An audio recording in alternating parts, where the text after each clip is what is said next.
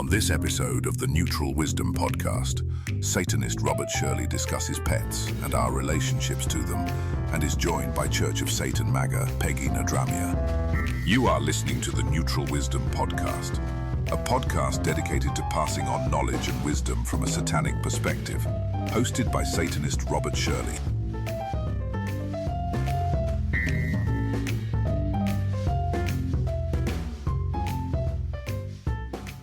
Greetings and welcome to the Neutral Wisdom Podcast. I'm your host, Satanist Robert Shirley, and this episode, which happens to be the Season 3 finale, is a very special one. Today we're going to talk about pets and our relationship with and to them. I'll be joined later by Church of Satan Maga Peggy Nadramia to talk about her own 2 dogs. This is going to be a good one. Now, admittedly, I need to come clean about something right off the top. Up until about 2 years ago, I wasn't what you'd call a pet person, like at all. The only exposure I had to having pets in my childhood was to have outside pets. We lived in the country, so these were all big dogs for the most part. So I never really developed a bond or relationship with animals. They were always just sort of there, at least for me. When my parents divorced, we moved into a place where pets weren't allowed, and quite honestly, I never gave it a second thought. I never had pets after I moved out of my mother's house either. It just wasn't a thing for me, I guess. I knew tons of people with pets, but I was never able to really understand why. I'd never experienced actually having one. Honestly, it all seemed like a lot of work to me. Sure, I didn't mind interacting with animals at all, but I think I was okay with that since I was going to go home and they weren't coming with me.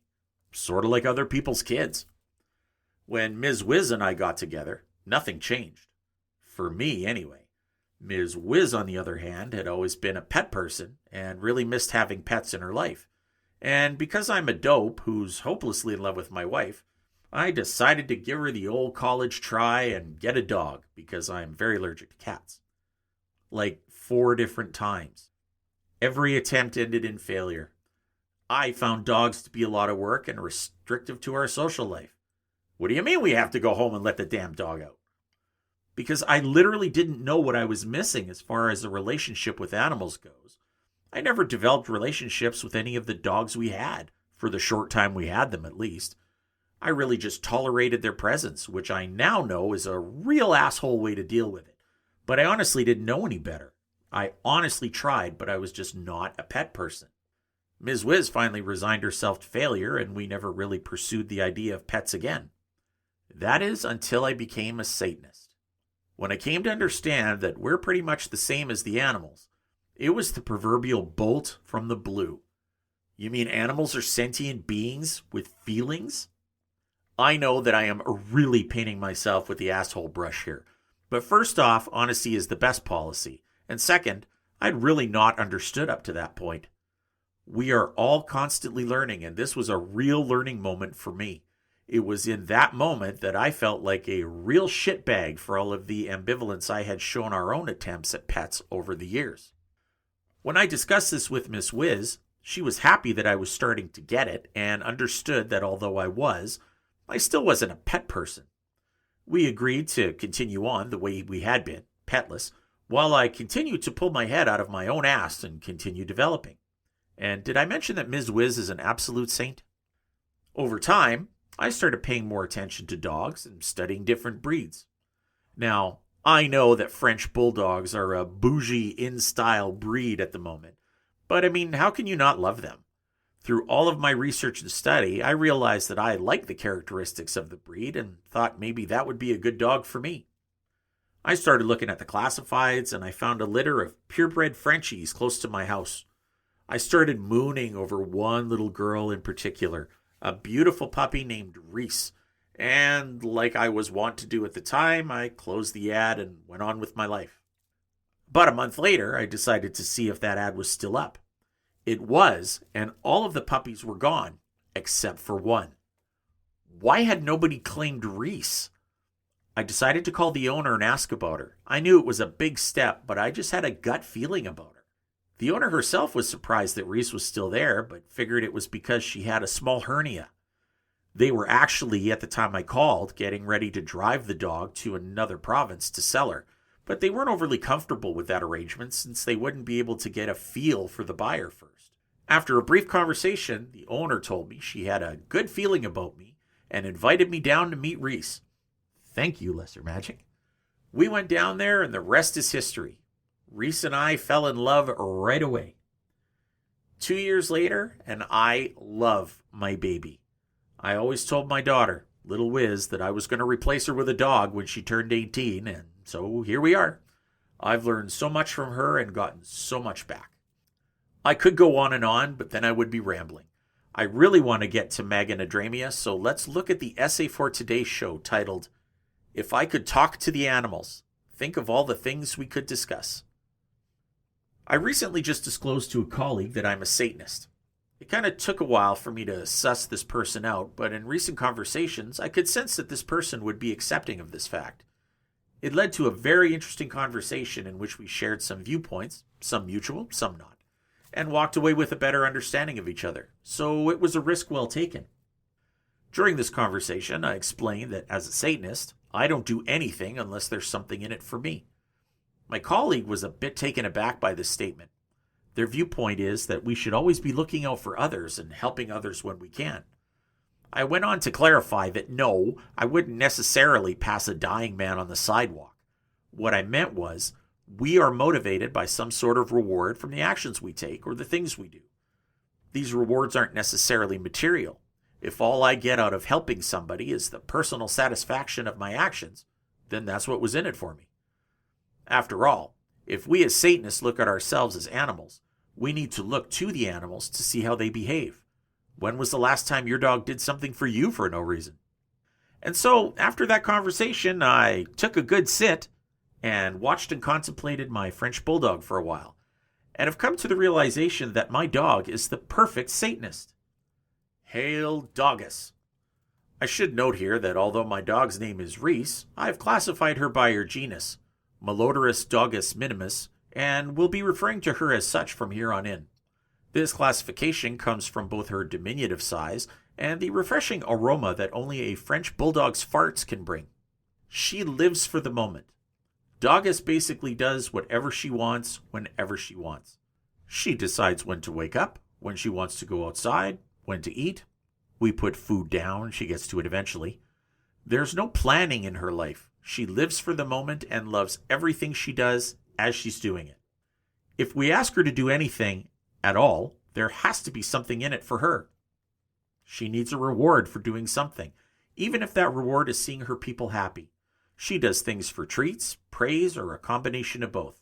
As long as she gets something out of it, she's happy to oblige us. She's selective as to with whom she spends her time. She decides who in our home she wants to be with at any time throughout the day, and once her mind is made up, that's where she stays.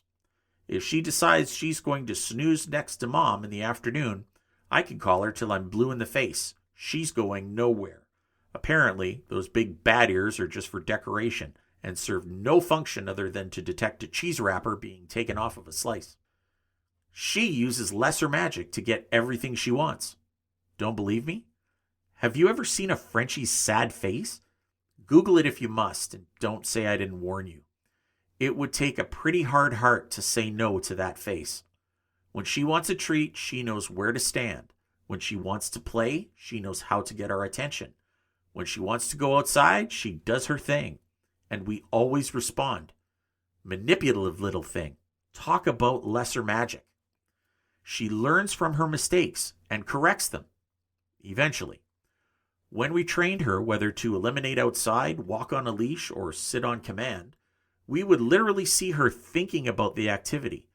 And the moment she realized what we wanted, it really helped that Frenchies are so expressive, but I would think a majority of dogs go through the same process. We pick up her poop and clean up after her. This is not satanic, but it is irritating. Or is she just smart enough to have figured out that we will do that because she doesn't? Makes you think. There are a lot of lessons I can learn from my dog, and we can all learn a lot from animals in general. Animals live in the now and are not worried about what's going to happen. They look to have their basic needs met, shelter, food, companionship, and are pretty much happy with whatever they manage to find. They operate out of instinct, be that fight or flight. Their society is based on earning a place in their pack, where the dominant, male or female, depending on the species, is in charge. If they step out of line in the pack or displease the pack leader, they're punished in a way deemed appropriate by the pack leader. The Satanists should endeavor to embrace all of these qualities. However, as we consider ourselves to be more evolved, we also add another layer to each. The Satanist, understanding that we only get this one life, lives in the now, but also possesses the ability to manifest the is to be. This is such an incredible and powerful gift that we have. We're able to assess our current situation, determine what we need to improve it, and make the moves to get it. We're able to assess ourselves and determine who we actually can become with a lot of hard work and dedication. The Satanist, too, wants their basic needs met. However, we can up our basic needs through aesthetics. Doggist doesn't care if she sleeps in a cardboard box. In fact, she often eschews the fancy dog bed we got her for the box it came in, but I digress. We could also sleep in a cardboard box, but we would hang a picture in it to make it look pretty. The Satanist operates out of instinct for the most part, but is also smart enough to apply rational thought to our behavior and actions. We're able to overcome our basic instinct and apply our experiences to our personal development. This is all part of developing our is to be. The Satanist believes in a meritocracy where we earn everything we get. We work hard to achieve our goals. We press on past obstacles and limitations to success. We're not unreasonable people. We understand and apply the balance factor to our lives. We are realistic and not disappointed with ourselves for failing unrealistic goals. The Satanist recognizes the power dynamic and the fact that some individuals have it while some do not. As such, we recognize ourselves as the alien elite, above the mediocrity of the common herd mentality. Not all of us want to be leader of the pack. Rather, we believe in and accept the stratification of society. We believe in lex talionis, in which the punishment must fit the crime. I suppose in some ways we're a bit more evolved than the animals, but I can't help but feel a bit envious when I watch Doggist. Not a care in the world, comfortable, happy, no stress. She doesn't even know how good she has it, and why should she? That's just the way it is for her. So I guess in a way, my dog is a better Satanist than me sometimes. But couldn't we say that for all animals, really? Time for a quick break here. When we come back, we are joined by Church of Satan Maga Peggy Nadramia to talk about her own dogs. Stay tuned. You are listening to the Neutral Wisdom Podcast. For comments, questions or suggestions, email us at information@neutralwisdom.ca. Keep up to date on everything Neutral Wisdom. The Devilish Gentleman Monthly is a newsletter to keep you informed about everything Neutral Wisdom and other projects from Devilish Gentleman Enterprises. Receive advance announcements about upcoming projects, special merch drops, giveaways, and more. Plus, members will have early access to exclusive items at member pricing. To sign up for the Devilish Gentleman Monthly, visit our website at neutralwisdom.ca and join the mailing list. Ever forward. And welcome back to the Neutral Wisdom Podcast. Joining me today is a very special guest. She's a tiki enthusiast, a baker, a cocktail connoisseur, a comedy fan, an ardent admirer of Pee Wee Herman, and these are just the things that I'm lucky to know about her. Welcome, Maga Peggy Nadramia. I'm so happy to have you on the show today. Hi, thanks for having me. Looking forward to interesting discussion. You know, when we were visiting up in New York, you had quite a lot of things to say about your two dogs. And as we were talking about before we hit record here, that I just kind of came to the whole pet thing recently. So I'm looking forward to seeing what kind of stuff you can actually educate me on about dogs. You seem to know quite a lot about them. So we'll definitely get to that. So I always start this show off with a tell us about yourself question, but I think in this case, a majority of us are familiar with you, or at least should be. So how about you tell us something about yourself that maybe we don't know? I had trouble with that when I was reviewing your questions because I'm like, what don't they know? I've done so many interviews. Peter and I have talked about ourselves, but I thought maybe I'd tell you guys a little bit about us from our youth. that people may not be familiar with. When Peter and I were in high school, we did play. We did a high school play, Count Dracula. And Peter played Dracula, and I played Lucy Westenra. So I got to be a vampire on the stage. We basically just put together a group of our friends and made a sort of ad hoc club out of it and decided we would raise money using all of the school's resources to put on the play. And we would donate the money to the school's scholarship fund, of which Peter turned out to be the recipient because he was our valedictorian when we graduated. So my best friend and I, Lori, we did all the work for this play. We made the tickets. We had the tickets printed. We sold the tickets. We got all the permissions we needed. Lori directed. I stage managed. I also made a lot of the costumes. Lori was on stage too. She played one of the female on stage parts. I can't remember her character's name. She was like somebody's aunt or something. And we had the best time. And we had these big posters we made with Peter's face on them as in Dracula makeup. And that was our senior project to keep us from burning down the school, basically, because it was the days before the gifted kids had any kind of program. So we just were constantly just breaking rules and getting in trouble because we were bored and had nothing else to do. So this gave us something to do, a creative outlet for all of us. I don't know how many people know that Peter played Dracula on stage and I was also a vampire. I got to get staked. So. Well, it raises two questions for me, actually. Number one, are there any copies of this poster lying around? Because I would love to see one personally. And I think there's one in my attic somewhere. Something to hold over his head. There you go. Yeah. Well, that attic is, you know the last scene of Indiana Jones. Oh, like where the Ark of the Covenant is supposedly held. Yes. Yeah. That would be similar for you to go looking for anything in my attic. Well, you'll find it one day, and then you'll have something Someday. to hold him for ransom with. And the other thing that I did not know, and maybe I'm showcasing my ignorance here, but are you two high school sweethearts then? Yeah, we've been together since we were seniors in high school. Wow, that kind of beats myself and Ms. Wiz out. I guess we have something to aspire to. We're the only ones that we know who have been married as long as we have, so I guess now we have a new goal to meet. Yeah, you've probably experienced it. It's almost like you don't want to tell people. Yes. Because they look at you like you're from Mars. Yeah, how could you stay with the same person for so long? Yeah, they just look at you like you're completely and totally weird. Well, it's so unusual these days for a marriage to endure like that. So I think it really speaks to the way that you guys get along, much like the way that myself and Ms. Wiz get along. It's who your partner was supposed to be from the beginning, and it's been a great union ever since, right? Yeah, it's two against the world, basically. It's always been that way for us. Did you guys always have pets ever since you've been together?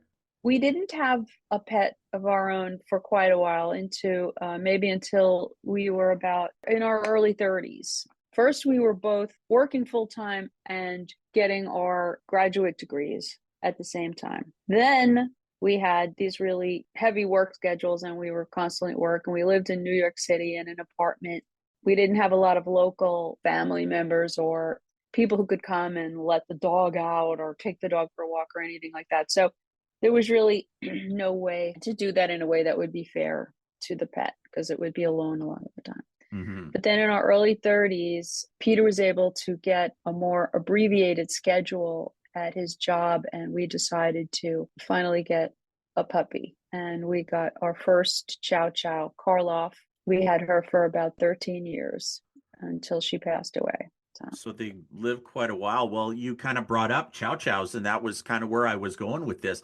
So before we get into the specifics about your particular dogs, what can you tell us about the breed? So what about the breed made you decide to get Chows?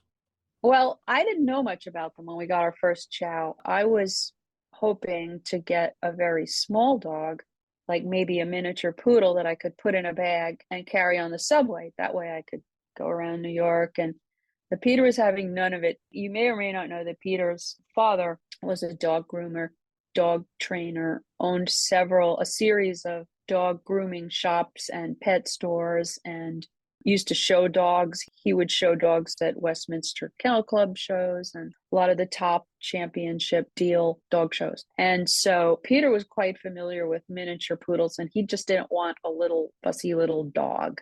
He wanted a bigger dog. So he said, how about we get a Chow Chow? They're supposed to be really good in apartments. They're quiet. They're very clean.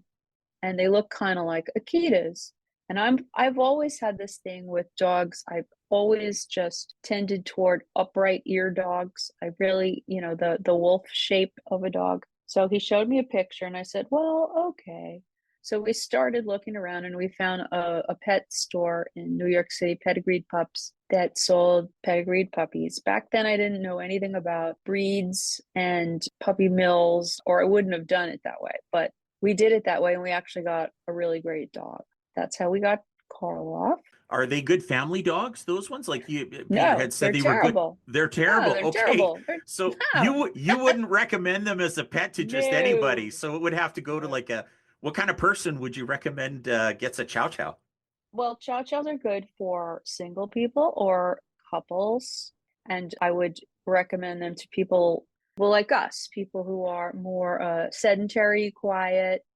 We like our own space. We can't pet a dog 8 hours a day, like a golden retriever that constantly needs petting and wants to lay on you. Like, that's not the kind of dog we wanted.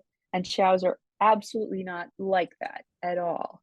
They're much like cats. They're really like a cat in a dog suit. They're a little aloof.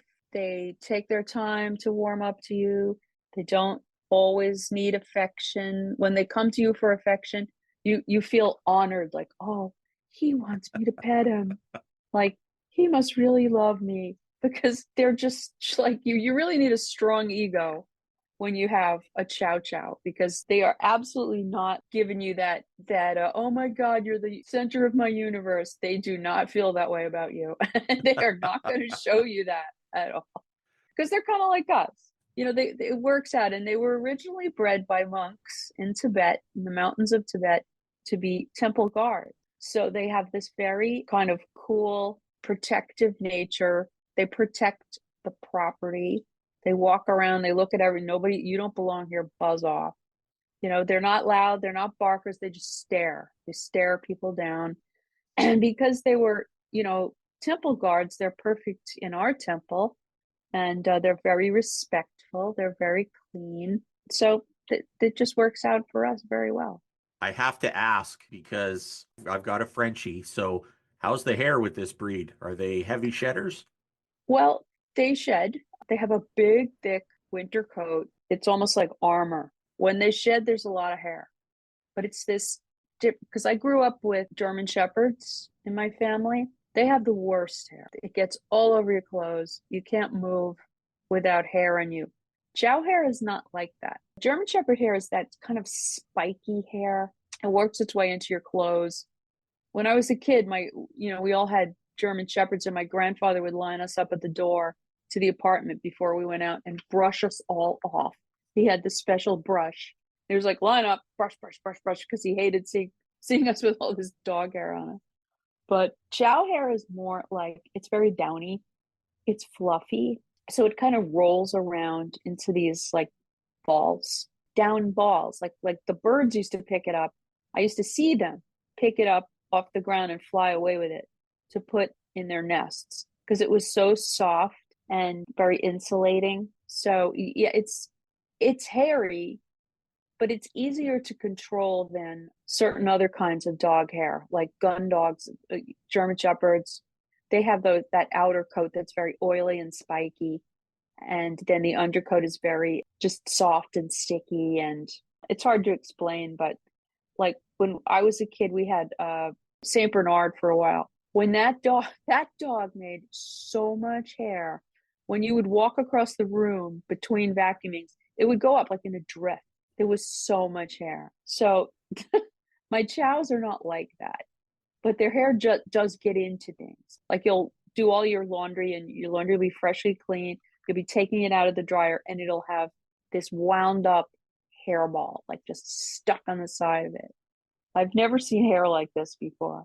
So what I do now is I wash our clothes with a microfiber cloth because that kind of like collects there. So that works. So you don't have 800 thread count sheets, you have 100,000 hair count sheets, is what you're Yeah, saying.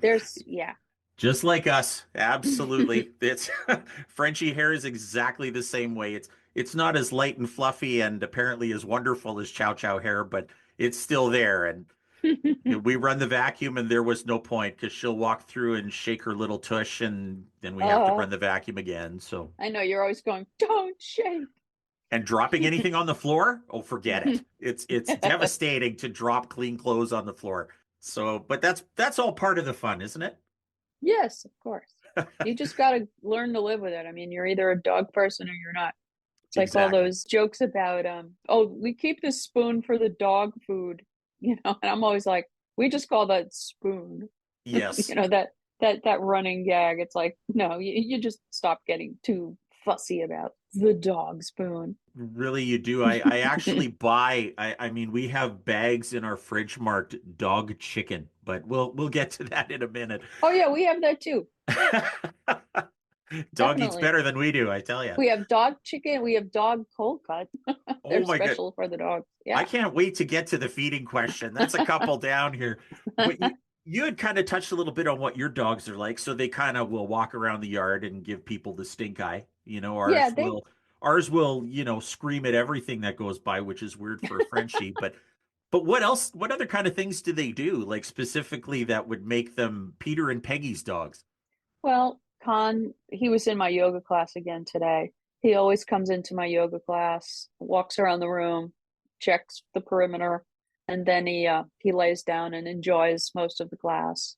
The kids that run past our house and bike past our house and skateboard past our house, he will run with them along the inside of the fence. He loves running. He loves running with the kids. And the kids will be like, your dog's chasing me. I'm like, he's running with you. He's not chasing you. If he was chasing you, you'd know.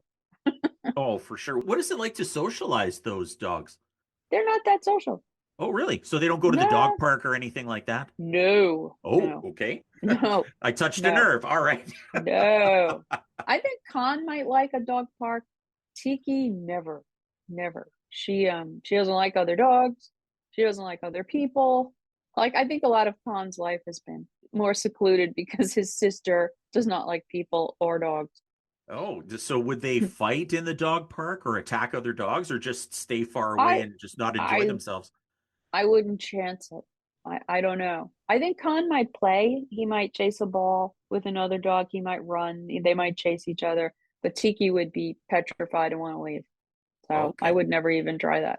But my first dog, Karloff, she loved the dog run. She was extremely social with other dogs. She had a couple of dog best friends that we would meet every morning, and that was kind of how I got to be able to leave the apartment and work for 8 hours, was because I would give her a full hour down in the park. Lived really close to Whit Clinton Park in New York City, and they had this enormous baseball field that was surrounded with a fence. And the baseball field was so big, it had like 4 diamonds in it that went all around it. So at that time in New York City, it was around, I guess, the late 80s. This city was a mess. They weren't doing anything to clean up the park. The baseball field didn't even get mowed half the time. So it was perfect for dog owners. Nobody cared that we were in there. So we'd all go down there every morning, and everybody knew how to close the gate back over, and everybody watched you to make sure you were closing it. And then you'd just let your dog off the leash. And the dogs had an amazing time. Most of the time, there'd be 10 to 20 dogs down there just playing and running and having a great time. And all the owners would pick up, and the owners, we'd all stand in the middle with our coffee and talk. And people would be like, oh, Bitsy just made a big poop over there. So you'd know, okay, go pick up after your dog. And it was just the best time. I'll never forget those great days. I met so many amazing people in New York City because of the unifying element of having to walk our dogs and give our dogs playtime. So, I mean, I met people that built stage sets on Broadway and designed restaurants and worked for television production, and were actors on the stage, and were waiters in some of the fanciest restaurants in New York, and people that worked all kinds of weird jobs. And it was just so much fun. There was this old lady, now I'm calling her an old lady, she's probably younger than I am now. Veronica, and she was a former trapeze artist, and she did like vaudeville, the kind of, I wouldn't say, I guess maybe not, you'd say like a tumbler, like those people that would get on the stage and be like, whoop, hop, and jump on each other's shoulders. And she was that lady. And she had 5 dogs, and they were all different sizes and shapes. And she was always dressed to the nines. Like her shoes matched her bag, matched her hat, matched her coat, matched her gloves. And yet she always had this fanny pack with all the bags for the dogs, and these wipes, because she had this one dog that needed its anus wiped every time it went to the bathroom. And she'd be like, oh, come over here, love. Come on. She had this English accent. And she'd be like, oh, yes, they've all done their jobbies now. We can go home. Boop, boop, boop, boop, boop. It was just the weirdest people down there. Dog people. Dog people. We have them at our dog park as well. And I Yeah. remember I used to drive by and go, huh, dog people. Now I'm one of those, Yep. with the fanny pack full of treats and bags. And Yeah. I never thought ever in my life that I would ever have to wipe a dog's ass. But guess what? You do it. There was this one guy that came down one Saturday morning. Saturday was a really good day because everybody got up when they wanted to and had time to pick up their coffee, and they weren't in a rush. And the dog run would get really crowded, and we had some benches along one side. And I'm sitting there one morning, and one of my friends comes in. He was foolish enough to bring a bacon sandwich with him. Oh, brilliant. And like, we're all staring at him, and he's like, what's the matter? I'm like, fend for yourself. You're on your own, dummy. A minute later, he was surrounded by 20 dogs, and I'm like, throw it down and run. Faster, boy. They have a taste for meat now. Yeah. Yes. Watch out. Yeah, you don't walk into a dog run full of 20 dogs with a bacon sandwich.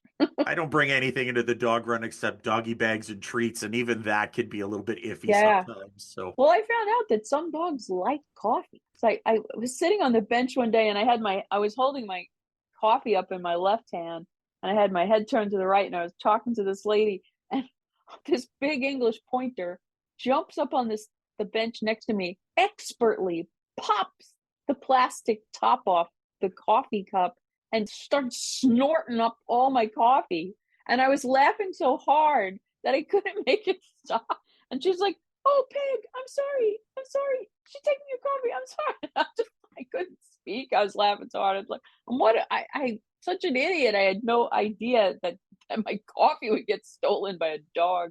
well, you didn't have to take that dog home after, so that was probably a good thing for you, all hopped up on caffeine. Yeah, and God knows what effect it had on its excretory system. Oh, no thanks. I've seen, I didn't know that wiener farts were a thing until, I discovered that the hard way, but that's another story.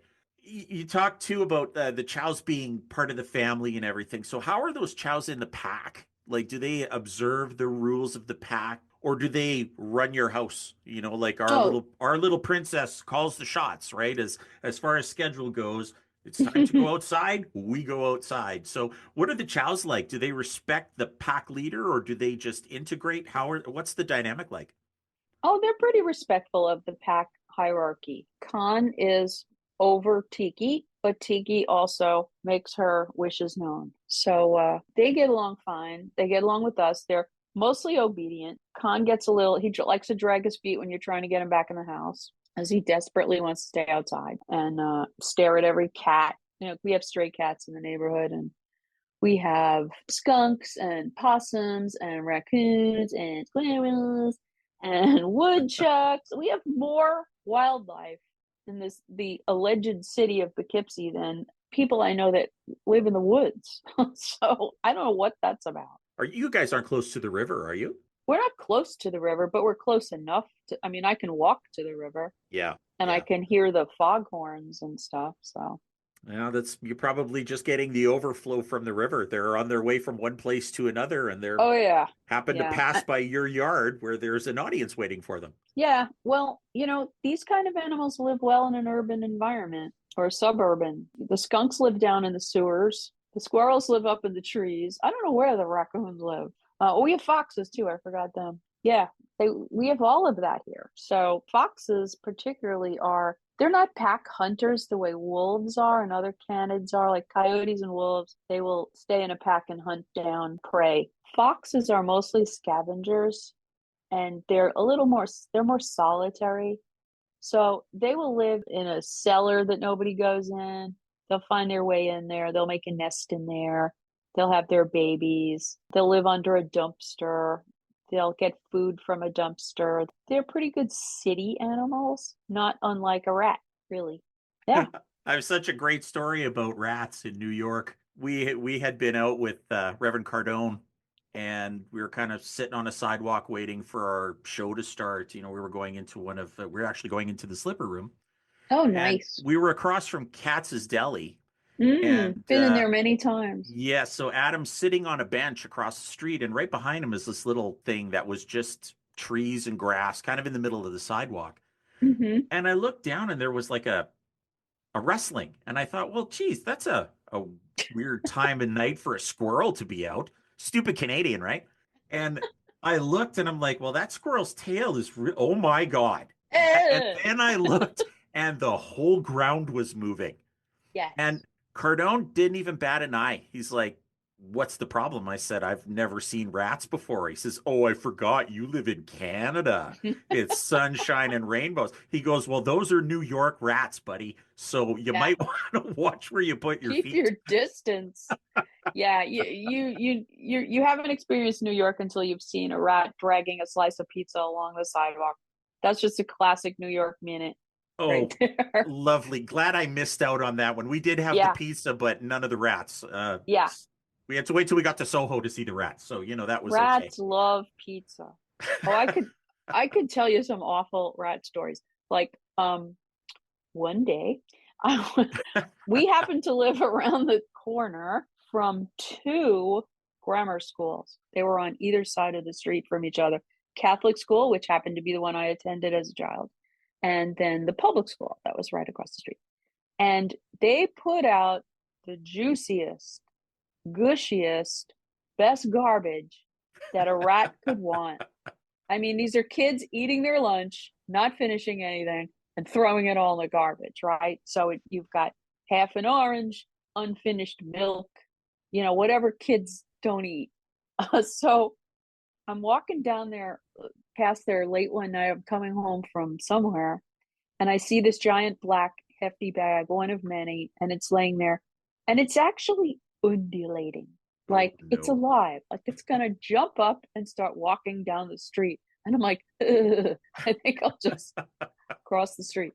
But then there was another time when I'm walking down the same street, and I was on the opposite side, and they had put out about 25 of these massive bags of garbage. And what I wasn't thinking, when you're in New York, a lot of times you're on like autopilot. You're like, I'm just walking home. I walked the street 1,000 times.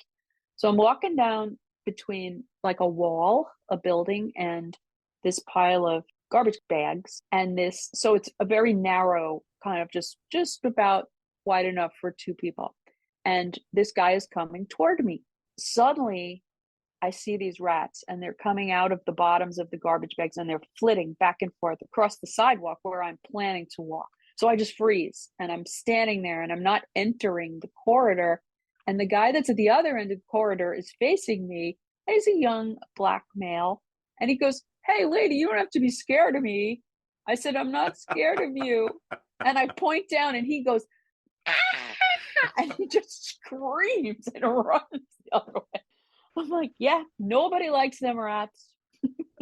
No, it was definitely an experience, and I'm glad mine was a lot more limited than yours happens to be. I hope you stayed off that street for a while after that. Well, it all depended on the time of the day and if it was garbage night. That's basically it. Well, you kind of got into the food, so hey, let's go down the food road right now.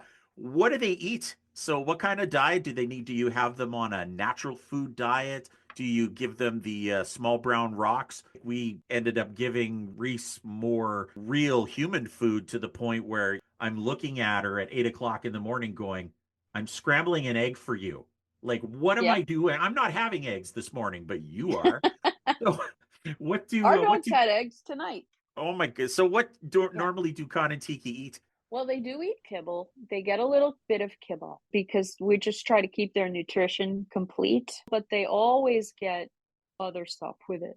Peter cooks them meat all the time. They usually have ground turkey. Sometimes he'll do ground beef for them for a little treat, but it's usually turkey. They get some yogurt in their food, and they get supplements. Like they both have skin issues, like they get itchy. So they have some anti-itch supplements that they take, especially Tiki. She's one of those dogs that gets all the lumps and bumps. We're giving her all kinds of things to try to keep that down. We finally got her off the Apoquel just using supplements. So she's much better now, but she had some very bad skin issues for a while there. But all her hair has grown back. She looks beautiful again, and she's not scratching. So that's really Perfect. good. And then Khan gets an arthritis preventive kind of thing because we noticed he was getting a little crunchy because he's the one that's more athletic and he runs a lot. Now that he's 9 years old, they'll both be 10 in October. You know, he's getting a little sore and he's an old man. So he gets that. And then, so that's their dinner. And then in the morning, they get a little, we call it meat snacks. They get a little deli turkey. We get the sodium free turkey for them, or roast beef and little pieces of cheese. And it's barely anything, but we like the pack to eat together. It's a bonding thing. So if we're sitting there having our tea in the morning, we give them their little breakfasty thing so that they can feel like they're part of everything, because it's just, the pack eats together. Just out of curiosity, have you ever tried organ meats with your dogs, like kidney or liver? No, Oh, see, no. we've done that with the Frenchie, and she absolutely loves it. Yeah, I don't see why you wouldn't. I mean, it's probably great for dogs because as a canid, that's the first thing that a canid would eat. Hmm. If they chase down a caribou, that's what they're going for. They're going to rip into the abdomen and they're going to eat the liver and the kidneys and the guts. Those high fat organ meats are exactly what canids eat. So yeah, I would think that would be quite healthy for a dog. I just don't want to cook any of it. Oh, it So, revolts me. My wife cooks oh, that, it's and I'm awful. out. You know, Yeah, I'm out. I can't stand the stuff. But yeah, yeah. But I would think that would be quite healthy for a dog. For treats, I buy them these treats called Nudges Grillers. I forget who makes it. It's the only thing they'll eat, basically. They hate all treats. If you go up to them and you give them a milk bone, they'll spit it out if they take it at all. They don't like most dog treats. People are always giving us beautiful, fancy dog jerky and stuff like that. They're like poo. They don't eat any of it. they have So discerning taste. yeah, absolutely. That's about the only thing they eat for a treat. Do they chew? Oh yeah. Khan will, he'll eat a bone. He'll chew on a bone. Tiki hates all bones, all chewing devices she hates. So if she sees him chewing on a bone, she'll go over and growl at him because he should not have a bone if she does not have a bone. So So that looks good. I'll take that one. yeah, dogs just have the weirdest. Oh, she doesn't want it. She just doesn't want him to have it. Of course, of So course. yeah, I know a lot of people like that for some yeah, reason. it's not Yeah. right. She has all these ideas. Like she has the weirdest talk about. She has this thing where if Peter is on the first floor and I'm on the second floor, and I lean over the banister to say something to him, she gets very upset and she starts crying.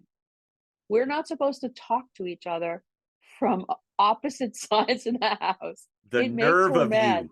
The I nerve, don't know I why. I say. can't figure it out. I don't know why that upsets her, but it does. Luckily, we can text each other not to, so we don't upset Tiki. I don't Till want to she upset Tiki. till she learns to read. Yeah, then you're Yeah, okay. good Lord. That's just so weird. But yeah, she gets all mad. Great. Well, there's some things that we could try for sure. Just kind of moving on from the food thing, because I'm getting hungry now. Are you involved with any rescues or charities? Being such an animal lover as you are, you've said you've had animals basically as soon as Yeah, you were able to. Like, are you involved with anything like that? I'm not, but I can recommend many good ones. Con and Tiki are both rescue dogs. They came to us through a rescue called the Chow Chow Rescue of Central New York, but they're not from New York. Tiki came all the way from Georgia, and Khan came to us from Philadelphia. He was in a shelter. They brought him into like basically the pound, and the Chow rescue in that area pulled him immediately. I don't think he was in there 24 hours. And he got a foster. Then we just found him, in their listings of when we were looking for new pets. We went to their listings of the dogs they had up for adoption, and he was in there. And then about a month later, they found Tiki for me in their network, and they brought her up on. They had these rescues have these amazing systems of getting the dog to you, as opposed to like, some people, and I get it. You just go to the local shelter and you find a dog that looks like it'll work for you, and that's great. But we love our chow chows. These are the third and fourth chows that we've had, and we know it's a breed that works for us, and we know there's chows that need homes. So we decided to, adopt through a breed rescue. So when they've got a chow that they think, or any breed, pertinent to the breed rescue you're involved with, they will get that dog to you through a whole network they have of volunteers, people they'll say, can you drive a chow chow 1 hour from this town to that town? And people will say, sure. Wow. And so Tiki came to us. I followed her progress. 12 different people drove her from Georgia to New York, taking her like on these jumps between all these towns, including a lady in the middle who actually had to stay at a motel with her overnight and then get up and drive her to her next stop. And of course, like as part of the breed thing is like you compensate them for their, the cost of that. But it's just amazing that people will do that. Dog people. Yeah. You Yeah. gotta be. Because if they figure if they can find a home for this dog instead of seeing it go to a kill shelter, they'll do it. A lot of care involved there, and just Yeah. caring about the breed, and not only Yeah. that, to a certain extent caring about the person that is receiving the animal as well, right? Like they know you're Yeah. good people Hmm. because you're a chow chow person, so they're gonna go Hmm. that extra mile for you. Absolutely. And I mean, I love animals so much, and I love especially dogs. I wouldn't mind devoting my time and my efforts to helping them at the shelters and stuff, but I cannot walk out of there. Hmm. And which means I'd have a house full of dogs. And I can't do that. So I just can't go. I can't even go into those places. I can't look at the dogs because it's just my heart just breaks, and it's too depressing. And I applaud and respect the people that have that kind of devotion, that they know how they're able to handle it in order to get the work done that needs to get done. But I'm not that good of a person. I just can't do it. Oh, you know what? I So respectfully disagree. I think that you're showing a huge amount of responsibility by not going in there. A lot of people aren't able to do that. If yeah. I go in, I'll leave with one, but let's go anyway. I think it takes a lot to acknowledge that you have an issue with something like that and say, you know what, that's not good for me. I'm going to just stay away and deal with the ones that I've got. Yeah, yeah. Well, I can recommend, if anyone's interested in chows in particular, Chow Chow Rescue of Central New York. Also here in the Poughkeepsie area, we have this other place called Crate Escape Rescue, and they do a lot of work. They take in truckloads of dogs from other states that have come out of situations, natural disasters and stuff like that, where a whole bunch of people have to give up their pets at one time because their homes burned down or blew away or something. So they do that. That's right down the road in Wappingers Falls. And I have another friend who is a COS member who's really involved with the Catskill Animal Sanctuary. Now, what that is a sanctuary for farm animals that come out of bad situations where they're neglected, they're given up, they're starved. They're escaped from trucks that are on their way to slaughterhouses. And they have this big, beautiful area where they keep them, and they just give them a home for life. That's it. Once Wow. they come to Catskill Animal Sanctuary, they're there for life, for the rest of their natural life. And they have vet services, and they have a lot of goats, they have sheep, they have cows, chickens, turkeys, donkeys, horses. And she volunteers there, and she does a lot of actual work, like mucking out stalls, feeding, cleaning. And that way she can kind of interact with the animals, but she has no regrets about not taking them home, because nobody can take a cow home. So pigs, they're pigs. And I've been up there with her a few times and gone on visits, and it's very, like, it's rewarding to see the animals being cared for and in a safe place. I'm just not. These people love these animals, and they have these days where they go and then they hug them and they pet them, and I'm like, I'm just, I think the animals are great. I just don't think they really want you to pet them. They're not really. They're not Boundaries, people. Yeah, they're not domesticated animals. Like, I feel very strongly that cats and dogs are domesticated animals. They're bred to live with human beings. 1,000 years of that. A turkey does really not care about sitting on the couch and watching TV with you. Unless they're Magister Bill's turkeys. Yes, perhaps. Perhaps. But I mean, I went into a field to visit the cows, and New York City girl, born and raised, go over to see these freaking cows. These cows are gigantic.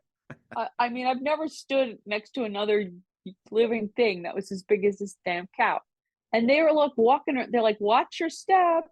I am less worried about the poop I might step in than the giant holes these cows make with their feet. You could easily kill yourself out here. What are you Exactly. doing out here? Gopher holes, absolutely. Yeah. This place is for cows, not people. And people are out here tying ribbons on. What are you doing? Yeah. Well, I mean, some people are very passionate about it, right? Yeah. Yeah. And I just, I feel very strongly about animals. I love animals. I feel so strongly about them that I really think we should leave them alone as much as possible. I think, our species are not always meant to interact. Like with when you see these people chasing down the buffaloes to take a picture, I'm like, go buffalo, go. Yeah, I've got a few, having used to work for Parks Canada, Oh boy. and we had bison in one of the parks, and we had a few close calls with those I animals. can imagine. I'll tell you about it sometime off air, but we had a new car that almost wasn't new anymore because it was Oh rutting boy. season, and yeah, we got out of there in a hurry. But interesting stuff for sure. So you know that this is not really a Satanism podcast, but we, on the show, we kind of talk about how we apply the philosophy. So with regards to our relationship with animals, like I talk about in my essay at the top of the show, what's your take on that? Like I feel like I learned that lesson a little late in life, but I'm now very, very grateful to have learned it because I'm absolutely in love with Reese. So, what do you think that we can take from our pets and from animals in general as far as lessons for ourselves? Well, I think that animals show us very much what it's like to live in the moment. And there's good and bad in that, because when, say when you're leaving, say you had to leave your dog for 2 weeks to go on a vacation, your dog does not know when you're coming back. They have no concept that you might be on a vacation or that this is just temporary. So you can't comfort them that way. And you can't call them in the middle of your vacation. Well, some people do that. Some people do. I don't know what it does I don't know how the dog interprets that, but at the same time, every minute that you're spending with that dog is the best minute they've ever had. And that's so wonderful. So there's things that, like, they don't know how short their lives are compared to ours. They don't know that. They don't know things about the future that are bad, that you might anticipate, that make you sad. That's kind of a thing they teach us to live more in the moment, to just breathe. My first dog, Karloff, taught me a lot of that. She was very zen. Her wisdom was very deep. and we bonded at a soul level, if you could believe in a soul. We bonded very deeply. She was definitely my soulmate dog. I can't even put a lot of it into words, how much they mean to us and how healing it is to be with them. I don't know how much they get from us. I don't think we have a lot to offer them, frankly, besides a home and food. I don't know what they're getting out of us, because humans are just, we don't have nearly the wisdom and forthrightness that they have. There's nothing as good as a dog, really. There's nothing as loyal and wonderful as a dog. And why they threw their lot in with us, I'll never know. But they did it a few thousand years ago. We give them what we can spare. I mean, I'm quoting something that I watched a long time ago. I think it was a National Geographic thing about dogs. Like, we give them the room we can spare, the time we can spare, the food we can spare. They give us their all. And that is just so true. I'm just digesting it because it is Yeah. true. 100% true. I mean, Yeah. that moment that I mean, my dog is excited to see me when I get home from work. This was one of the Yeah. things that I took for granted. I didn't even realize this was a thing until, I'd run down to the drugstore and come back, and it was like, oh my God, you're back. I didn't know if you were coming back. This is amazing. I'm like, this is Yeah. cool. Okay, this is like now the highlight of my day is to come home from work and greet the dog because she just goes Yeah. nuts. So it's awesome. Just this morning, I got up a little extra early and I woke Tiki up, getting up.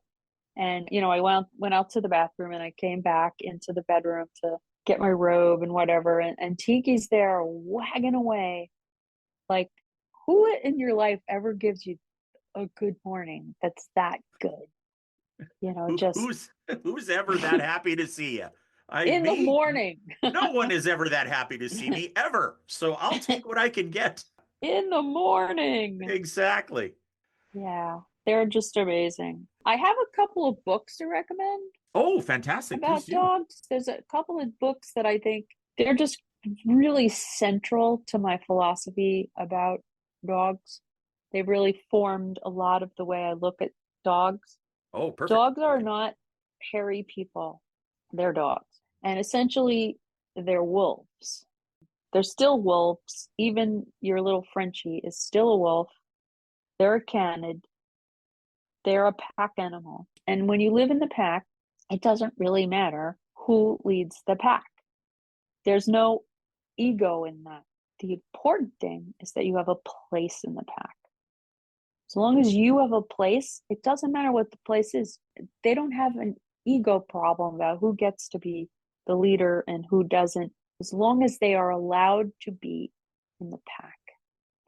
And that in that way, they are very different from us, from satanic humans. Because the first thing we're thinking of, oh, I'm part of a hierarchy. Well, I got to get up in this hierarchy. Like I should be at the top of the hierarchy, or I'm just going to be on my own. I don't care. I'm fine on my own. And wolves, aka dogs, do not think of it that way. They want their place in the pack. They don't differentiate other than playing their role. They don't have this role is not as good as that role. All roles are good as long as you get one. So, two books that have meant a lot to me in the way I've come to see dogs is Man Meets Dog by Conrad Lorenz. He wrote this book. I should have written down the year, but it's got to be like the 1930s or 40s. He was a German aristocrat who was also sort of just kind of a biologist, naturalist. He owned an estate in Germany, and what he would do is his dogs happen to be chows, and those are the dogs he studied, or chow mixes, because part of his study was he would draw pictures of them, what they were doing, and those are in the book. And I can tell from the pictures that they're chows. I mean, that's where they are. He would just follow them around his estate. He wouldn't interact with them. He wouldn't make them do anything. He would just follow them and see what they did. And when they laid down under a tree for like 3 hours, he'd sit down and watch them and wait and see what they did next. And his book is absolutely great. The other book that's a similar kind of book, but much more contemporary, is The Hidden Life of Dogs by Elizabeth Marshall Thomas. And she did something similar, except she followed these dogs out into a semi-urban environment. It'd be almost like if I let Khan out of the house here in Okay. Poughkeepsie at 3 a.m. and just followed him. That's what she did. And her book, she received a lot of criticism because, of course, all the, pearl collectors are like, how could you do something so unsafe? And I'm probably one of them. It does sound really unsafe. But she really, really wanted to know what dogs would do if they weren't constantly under the supervision and control of human beings, even in our modern world. So her book is really interesting too. If you're just training your dog, the Monks of Newskeet, their puppy training books are really good. If you're just starting out and you want to know like the best way to start with a puppy, their books are good.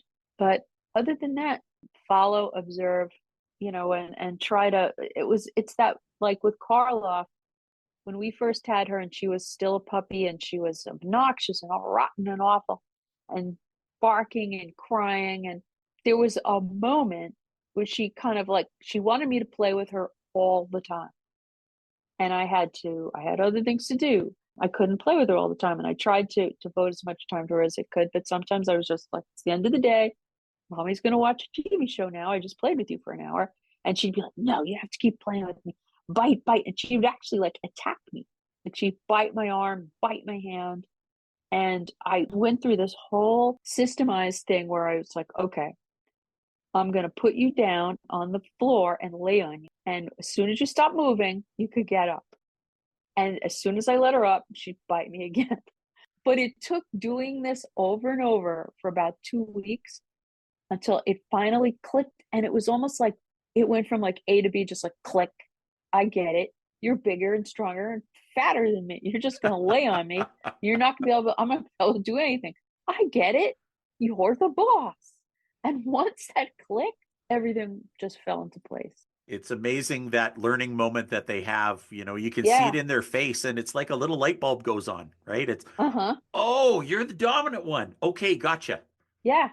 But until then, I'm going to keep pitching for it. My position. How much can I get away with it? Yeah, I know a lot of people Yeah. like that too, unfortunately. So I've got your ear, and it would be crazy for me not to take advantage of this, but I have to ask this question. Given that you were at one time close to Magus LeVay, did Magus LeVay have any other pets other than Togar, the lion that we all know about? Do you have any insight on the kind of pets or the kind of animals that Magus LeVay had in the Black House? Sure, I do. Because he had cats and dogs and a snake and a leopard and a capybara that there's some, I think he did have the capybara, maybe borrowed the capybara for a while. The capybara's name was Asmodeus. There are pictures of him with the capybara. I don't know that a capybara is such a great pet. Basically, for the capybara's sake, I would say probably should live in a house in the middle of a city, but whatever. He had 3 dogs that I know of. Loki was pedigreed Doberman. Later in Loki's life, they acquired Typhon, the white bull terrier. I'm sure a lot of people have seen pictures of Typhon. And then after Typhon, they had Bathory, the German Shepherd. And I met Bathory. And Bathory was getting on in years when I was there. And Bathory spent most of her time in the front hallway and the front of the house guarding the door. And the cats, there were quite a few more. There was a cat way back when named Rasputin, and another cat named Orchies, which I didn't know what that name or word referred to. So I looked it up, and it's a gun. It's a type of a semi-automatic pistol, I believe. Typical.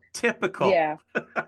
But then he had Klaxon, the big black cat, and the general, an orange tabby who lived outside. The general kind of hung out in that front area of the house behind the big fence. And then one night, Blanche was telling me someone threw this little Maine Coon kitten over the fence, and that became their indoor cat, Cromwell. And I met him. He was there when I was there. And then the last cat they had was Zambezi, who was an Abyssinian African wildcat mix, and he was very like wild looking. Like he would slink around. He wasn't very big, but he'd slink around the kitchen and he'd go, "That cat looks like a tiny little cougar or something." And yeah, he was beautiful. And he would hang out they had this big enclosure for the snake, Boaz, a boa constrictor, and he had this big sort of wooden box with a light inside and a glass front. And he was right above the organ and the keyboards where a doctor would play. And then on top of that, Zambezi would drape himself. So you'd be looking over Doctor's shoulder. Doctor's there playing the keyboards, hands going up and down. And just past his shoulder, there's this lit up box with a snake inside moving its head back and forth like, you know. And then right above that, there's this miniature lion looking cat just kind of like, yeah, flicking its tail. So that was like a typical evening in the Black House kitchen. I love it. I mean, this is the kind of stuff that the books don't tell you and the pictures don't tell you. So I really appreciate you sharing that. The one other question that I actually had personally is we know that Magus LeVay was a big cat person. Now, was he more of a cat person or a dog person? I think he was definitely more of a cat person. He was definitely more like a cat. Uh, um, cat logic was a thing for him. He loved dogs and canids. He loved the dogs he had, but a dog requires the kind of sort of regularity to a person's schedule, which is more than I think Dr. LeVay was his own personal biorhythms and everything would have been comfortable with. Like, I can't see him getting up at the crack of dawn to walk a dog. Dogs like things to happen at the same time every day. I couldn't see him standing in a dog run throwing a ball. Like, that's just not, the kind of life I think that Doctor would have had with a dog. I'm trying to picture him in a dog park with dog people. Holy crap, no. That's exactly what I was thinking, but now you've confirmed it. No way. No. And it's like the best kind of lives I think a dog can have is either they're like a little dog like what you have, has the whole house under its control and it's very domestic. But then there are people that have like dogs and they hike with them, and the dog gets to cover miles and explore the woods, and that's a great life for a dog too. It's a different kind of a dog life, but it's a wonderful life for a dog. I can't see Dr. LeVay doing that with a dog either. Taking these long hikes. I don't think he was much of a hiker. He liked natural settings, but he wasn't the type to get out there every morning with his, backpack on and do that sort of thing. And that's like more really, you have to be a dog person, really. Yes. Do those kind of things, Oh my goodness. Well, thank you again for sharing that. I very much appreciate it. You're so welcome. I would have been crazy not to ask. You don't get an opportunity like that very often. So I figured, hey, I'm gonna jump in and take my chance. Yeah, well, I appreciate being able to do an interview that's not about the satanic statements and the satanic rules. It's like we've been covering that for so long, and we try. I appreciate that our people are doing these podcasts and they're getting the information out there, and they, inevitably they want to interview Peter or myself, and we're really trying to spread the love and let there's other people you can interview in the church about basic Satanism or satanic issues. And they speak very well, and they're very, very knowledgeable, and I put all my trust in them, and I want them out there doing this. So if we get to talk about something fun like pets or music or gardening or who knows what else, that's really where we want to put our efforts these days. We're just people who live by a set of principles. We're just normal people like everybody else. And that's kind of where I'm going with this. And Hmm. I would love to have you back to discuss, first of all, comedy, because we kind of got into a really good conversation about comedy when we met in person. And second, I mean, I don't want to give anything away, but do you have any projects coming up that you might like to come on the show and talk about? Well, yes, I have. Well, I'm doing my own book eventually. I'll have enough to put in there.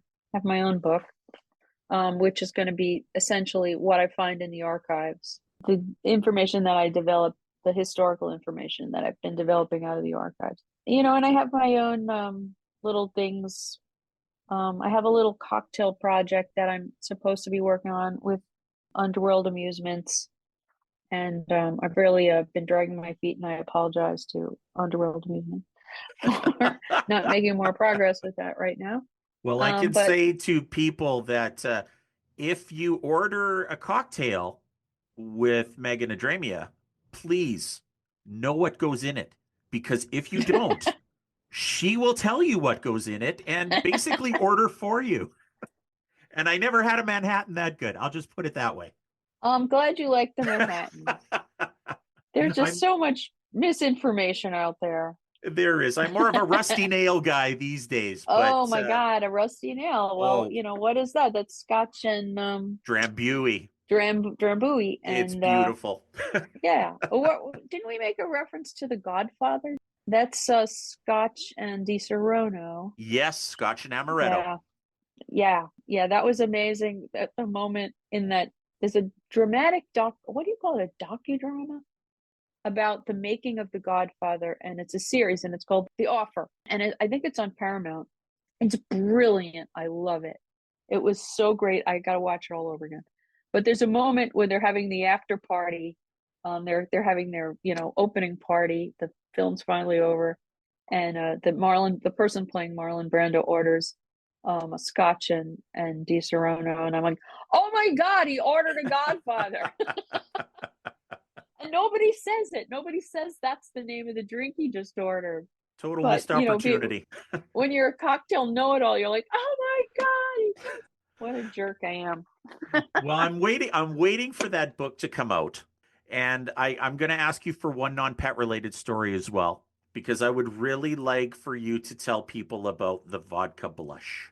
The vodka blush. Well, when I was first learning about cocktails and getting into cocktails, it meant a lot to me to know what was in a vodka blush because they're drinking them in Rosemary's Baby, a movie that came out in the late 60s. And I'm like, holy shit, this must have been a classic cocktail. So I'm looking and looking, and I have all these super old bartender manuals. If you ever at the house, I'll show them to you. They're old, they're falling apart. And there is nothing in any of these called a vodka blush.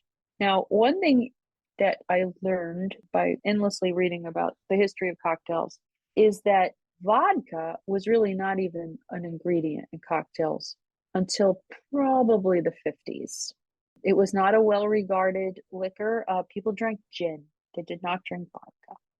But then the Smirnoff company was acquired by an American company. Smirnoff was originally an actual Russian company that made Russian vodka. It was acquired by a company in Connecticut, and they started promoting the drinking of vodka.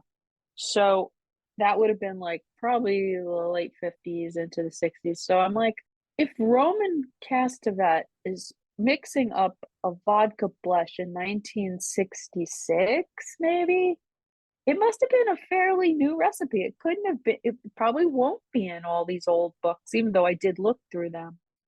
So all we had going was that Roman said, well, the narrator, Rosemary, as the third person limited, says it was very tart and it was very good. Then when you see the movie, it looks pink in the glass. And I said, well, I'm just going to have to invent this drink. So I wanted it very much to not copy another drink. So I took all these notes about drinks that had vodka and were pink and tasted tart, but there really wasn't anything. There was a drink similar to it that had lemon juice in it, but not lime juice, which is what I put in it. So anyway, there's a lot of kitchen table experimenting, but that's how I came up with the vodka blush, which is essentially a very basic cocktail formula, which is like 2 of something, 1 of something, and half of the rest of that 3 ingredients, what they called a trinity. So that was it. So I put it up on, we took all these cute pictures of it and we put it up on the Church of Satan website.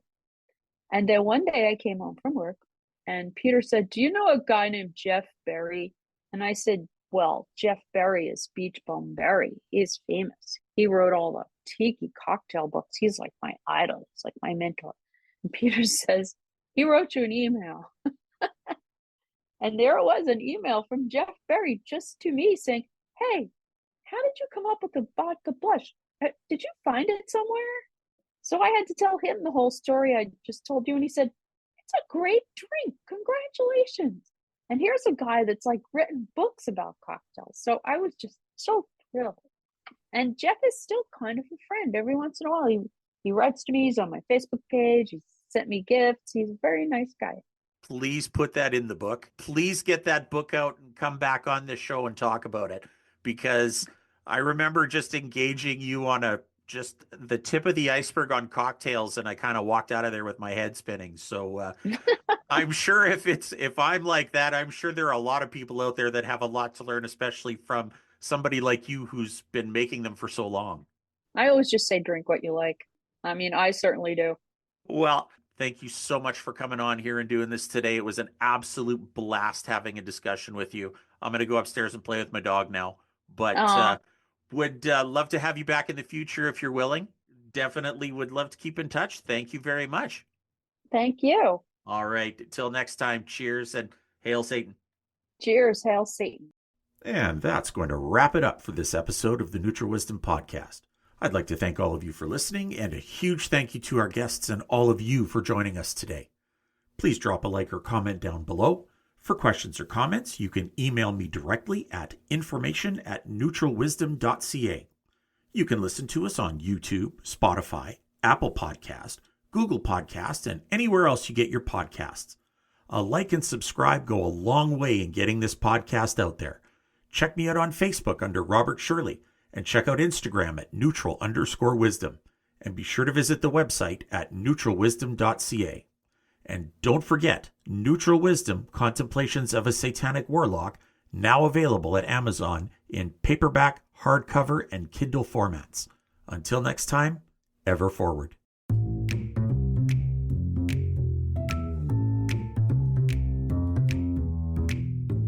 You have been listening to the Neutral Wisdom Podcast. For more information, email us at information.neutralwisdom.ca, Facebook under Robert Shirley, or Instagram at neutral_wisdom.